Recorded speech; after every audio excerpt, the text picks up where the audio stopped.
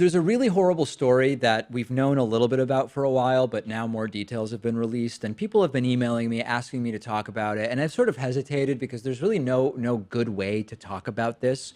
But I think there are some important concepts within it. So I'll tell you about it and then we'll discuss. The story is about Lane Davis. Lane Davis is a former Milo Yiannopoulos intern.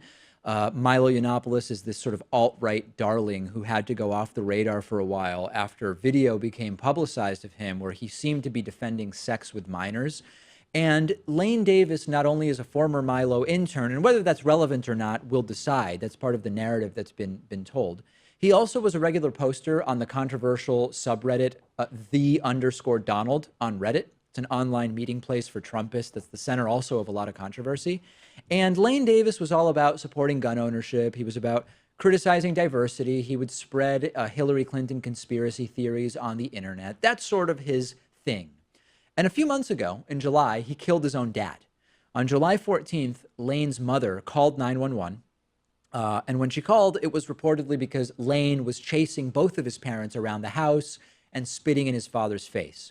And he was screaming during the 911 call that he wasn't threatening to kill them, but, quote, pedophiles who were taking over the country. He was chasing his parents around, and his mom said, we're trying to, the 911 operator said to the mom, try to get away from him. And the mom said on the phone, we're trying to, but he's chasing us around the house. He's mad about something on the internet about leftist pedophiles, and he thinks we're leftist, and he's calling us pedophiles, and I don't know what all. At one point on the 911 recording, you hear, leave the knife alone, said by Lane's father.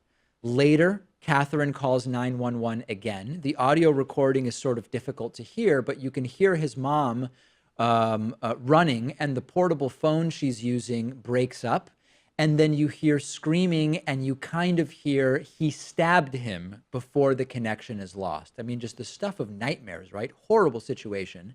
And it turned out that Lane stabbed his own dad in the chest with a chef's knife, walked outside the house, dropped the knife, and waited for cops to show up, which they did. Lane Davis said to detectives that the fight had started over, quote, whether toddlers could consent to sex or not, and that his father had called him a Nazi and a racist shortly before the deadly stabbing. Now, let's talk about the Milo Yiannopoulos part first. Through a spokesperson, Milo responded to an interview request from the Daily Beast with a statement saying merely, Lane Davis was a volunteer for me for a brief period of time prior to my founding Milo Inc. I was unhappy with his work and discontinued the relationship. I then experienced his anger firsthand as he threatened me and later went to BuzzFeed making false and inaccurate accusations. That's the Milo part. A lot of the online contributions of Lane Davis from after killing his dad, or rather from before killing his dad, have since been scrubbed from the internet. Website moderators and editors on different websites have removed evidence of Lane Davis having participated on those platforms. So people have said to me, is Milo to blame? Is the Donald subreddit to blame? What is to blame? And I'm not going to give a different answer for Lane Davis than I do for this shooter or that perpetrator or someone if they have left-wing leanings or someone if they have right-wing leanings. The relevant concept here is stochastic terrorism, okay? Or stochastic violence or stochastic criminality. What's stochastic? What does that mean? Stochastic is a term that's usually applied to financial markets and the stock market. And stochastic means randomly determined, having a random probability distribution or pattern that may be analyzed statistically, but may not be predicted precisely. So how does this apply to terrorism or acts of violence or blame? Well, here's the concept.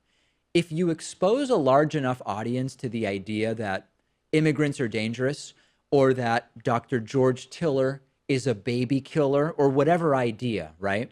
The odds become greater and greater that someone in the audience is going to be influenced by that message to commit real world violence by what they've heard you say. Now, the classic example is Glenn Beck.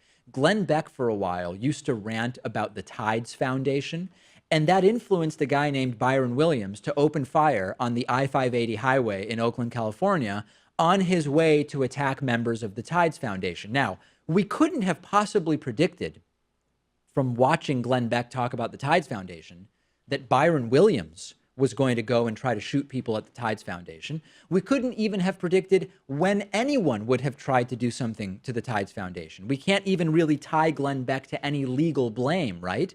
But statistically, when you have an audience and a message like that, it becomes more and more likely that someone's going to take action. So what about Lane Davis? What about this circumstance? Well, it's pretty clear that Lane Davis is a mentally ill person, right?